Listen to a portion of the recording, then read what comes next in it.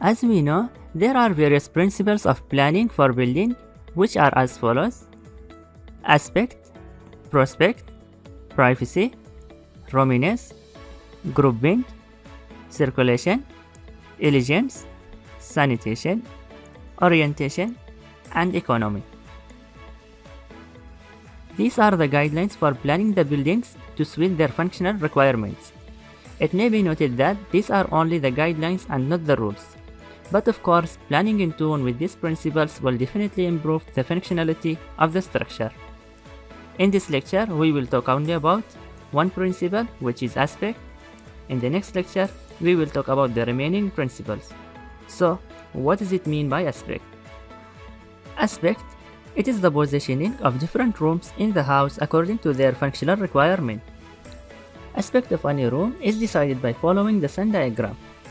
It can be seen that eastern aspect will be most suitable for the kitchen. A room receiving light from a particular direction is said to have that aspect. The early morning sun rays will bring hygienic environment in the kitchen by refreshing and purifying the air. Similarly, kitchen will remain cool in the later part of the day. The sun is mostly on southern side in winter. If the living room has south or southeast aspect, it will remain warmer in early hours of cold winter mornings. Western or southwestern aspect for bedroom will be most suitable in view of cool breeze coming from that direction. Now, in order to mark room location, we have to know the direction of the plot.